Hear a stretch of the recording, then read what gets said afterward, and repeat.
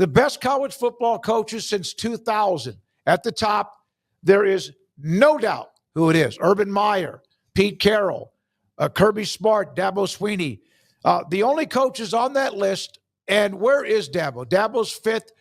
He and Saban are the only ones on that list that have won multiple, correct, national titles since 2000. Urban Meyer. Oh, that's right. Urban Meyer did it. He won. I mean, right. Yeah. I respect you trying to put him out of your memory. I do every day. And you said who? Who all on that list did you say? Multiple national titles? Meyer and Saban. I thought when I first saw that list, I thought it would be Dabo Swinney. Kirby's got two of them. Yeah, there's another one. Yeah. That's interesting. Only two coaches. Oh, I'm sorry. I read it wrong. Two coaches have won a national championship at multiple schools, Nick Saban and Urban Meyer. That's what the part was, with Meyer winning at LSU and then again at Florida. And Ohio State too, right? Yep. So he won it at Florida and Ohio State, Saban at LSU, and also at Alabama. Sorry, guys. Yeah. Mistakes happen. You don't know. It's that, you know. Well, I mean, you can tell us anytime. We'll help you All right. work it out. But yeah, I have no problem with the rankings on this list at all. Bob Stoops is at number 6. All he did was win all the time. Obviously the postseason got him later in his career. Jim Tressel, people forget about Jim Tressel because Urban Meyer came and won the national title and then brought so much more attention onto Ohio State. And Jim Tressel's departure, even though he won a national title, was so, especially now, so dumb because of Terrell Pryor and his tattoo, that he kind of got pushed out the door there. But that now, if that was his NIL deal, people would go, "Is that all you got?" Yeah. So, yeah, and like he shouldn't have lied about it, but like I understand the impulse to be like, no, it's not, like, please leave about a tattoo. Like I kind of get it now. So I do think though that there's like, and then Chris Zanini adds that there's concerns like Harbaugh. This is a little bit different, but even still, Jim Tressel was dominant for a long time. I don't want to hear concerns next to anybody unless we're starting with Urban Meyer. Yeah, exactly. We're talking about concerns. I mean, that guy, why was he at 4 schools? Because concerns, health concerns, off-field concerns. Running away from concerns. A lot of guys with concerns. Extramarital concerns, all sorts of things. So, I mean, number one's the easiest choice to make. Beyond that, I mean, everybody's going to have their different flavors and who they prefer. But I think, Urban Meyer, not taking into account all of the messiness, he's still a great coach and probably could have another couple more titles if not for all the messiness and his health issues, and to what extent those were actually also keeping him out. So there's no denying that. And Pete Carroll, would love to have seen what he could have done if he had stuck around the college game more. Like, what's USC's path actually look like if he hadn't have left? And then they're kind of wandering in the forest, and then eventually landing in this era with Lincoln Riley that's not been at all what they probably were hoping for outside of Caleb Williams winning a Heisman. I mean, there's so many different directions you can take this, but, good to see my guy Stoops on there. I just, the only caveat with him is he should have had more than one title. I mean, they played for a handful of national titles, and he only won it that one single time. And that was, if there's like a black mark on his legacy, it's way better to have one than none. Like, if he would have had none, then that would have really been, I mean, he'd be below Mac Brown on this list because Mac has one. So that keeps him above a lot of guys, but damn if he shouldn't have had 2 or 3.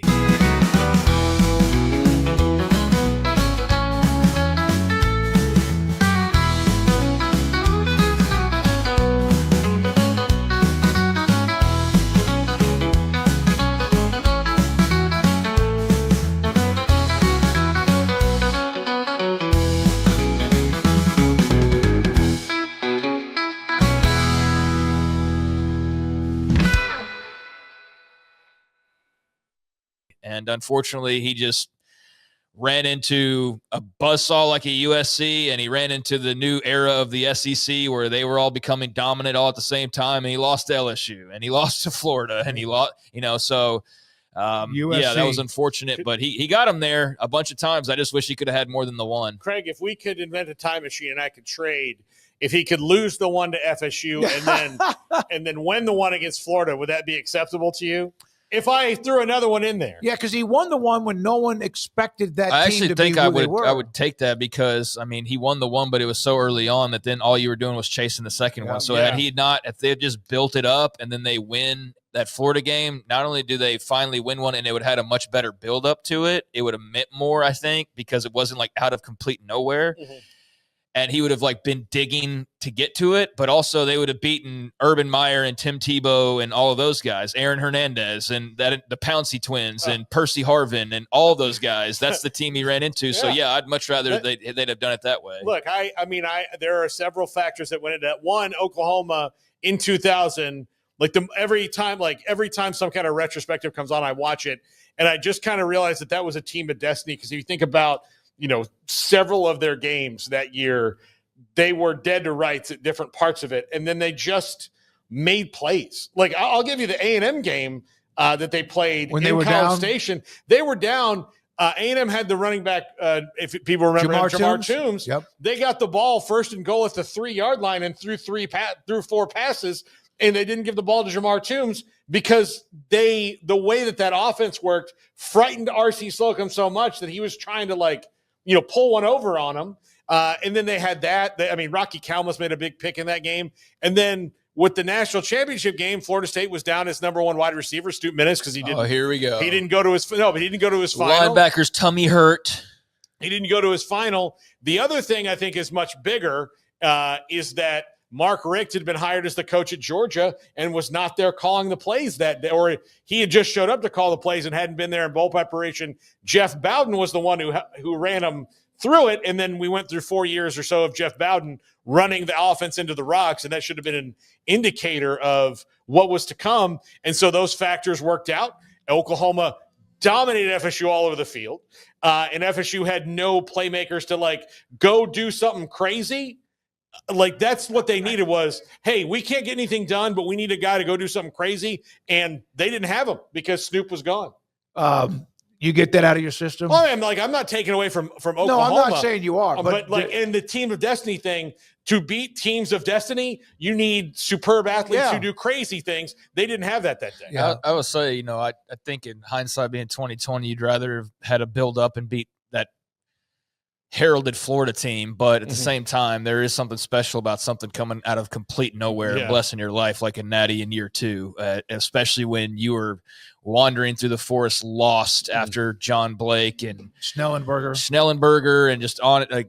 Who was before that? Was it Gibbs? Gibbs. I was going to say, Gibbs. He was okay, that. but you could see him slipping. Yeah. Basically the 90s were a wash up until Stoops came arriving in 99. And so there's probably an element of people that even if you play the what if game would say, no, I'd still take that year 2 because it was just so, crazy and fun and dramatic and out of nowhere. But yeah, to have the buildup, I think would have probably been more satisfying knowing how the Bob Stoops story ended with nothing after that 2000 national championship. Well, at least he got it because if he wouldn't have won that one, maybe he goes like Bobby Bowden and Tom Osborne for years and years and years knocking on the door. And finally, they broke through to win a couple of them, and Osborne ended up winning 3. Well, let's look at okay, there's one name on this list, Les Miles. He was 31-39 at Oklahoma State, 28-21, 3-18 at KU, and of course things ended badly. He did win the national title at LSU, and then had the unbeaten team who beat Alabama, then had to play him again in the national championship game and lost. He had a great run. Is he a part of this list? Is that where he needs to be? And is there anybody else on that list that has maybe, well, wait a minute, this is kind of how maybe things ended for them? I would not have put maybe Mark D'Antonio on the list. Although, he was good. I don't know if he's, better than some of the other ones that are on the list. He always looked like he was having gas. Yeah, probably because he was always kind of having a bad day. That's how you want people to remember. You're like, hey, you remember Martin? Yeah, remember he looks like the guy who always had gas. That's what I want. I also bring him up because remember he was at Cincinnati prior to being at Michigan State. Kyle Whittingham was on that list. Another player, Brian Kelly, former Cincinnati before he went to Notre Dame and LSU. Cincinnati had a string of really good coaches, and the latest one is off at Wisconsin now, and he's the number one guy on the hot seat according to the coaches. I noticed coaches' hot seat had not been updated for a really long time, like a couple years ago, and then at some point I went on there one day and it had finally been updated and like revamped. I don't know if they got bought or somebody else just finally said, hey, we need to update this bad boy. But I looked on it the other day, and Luke Fickell is number one on the coaches' hot seat entering this season. But, since he's had some really good coaches, I mean, Les Miles is on here. I think it's one of those situations where you look at the end of his career and how all of that came to be, and it kind of taints it a little bit. But, like, Ed Orgeron has a national title. So it's like national title doesn't mean that you are some great coach necessarily, but he does have one. So – see Gary Patterson on the list. He's right there in the middle at 15. Okay, now this was, and this is in 2001. The 2001 Miami coach was Larry Coker. Yeah. He was part of building that team, but he didn't build it. Butch Davis did. Then Butch Davis went to take the Browns job. Larry Coker took over and then had the last good season. 2002 wasn't bad, but like the last real good season in Miami's history was 01 until a year ago. With Cam Ward. I think Beamer should be higher.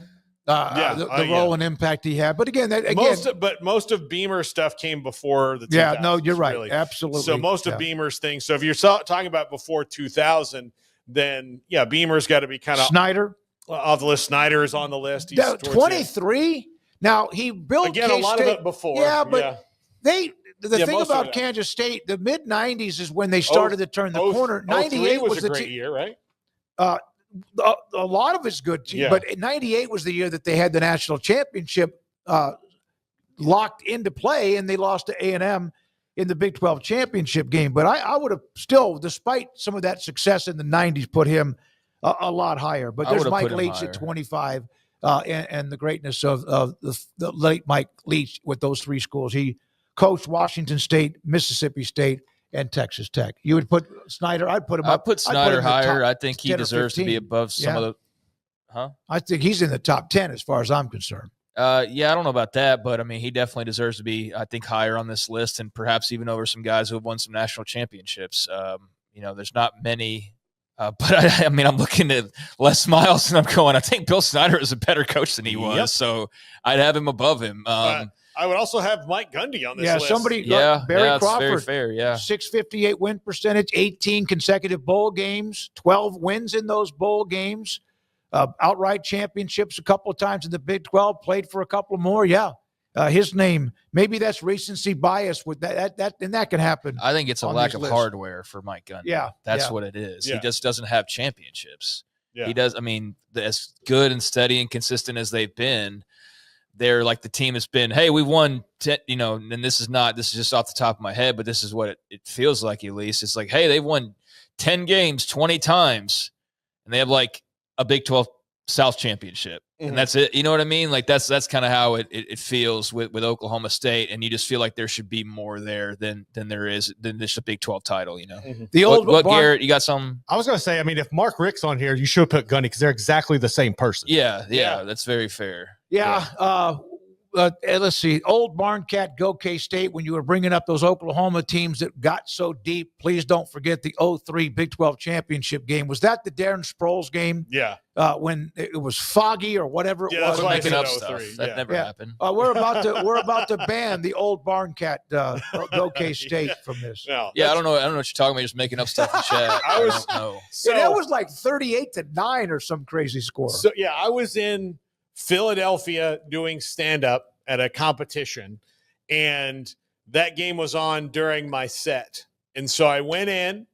I thought I did really well. I wound up coming in fifth. There's a lot of comedians, but still. I went out, and it was 30 to 6 or something like that.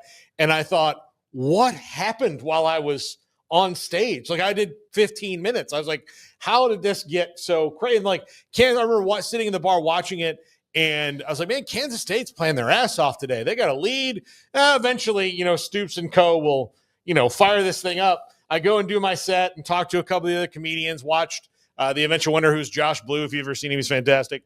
And then I walk back in. It's like 30 minutes. It was after halftime, and the game was all but over in the middle of the third quarter. And I thought, holy They crap. scored 35 unanswered points Yeah. after Oklahoma took the lead early. Yeah, that was a brutal year. I mean, they were one of the top teams in the country and then just completely flamed out at the end, got demolished in this fantasy game y'all are bringing up. Theoretically, y'all had that game, but then I think that's when the SEC really started, not historically by any means, but this stretch of them being able to actually back up what they're saying.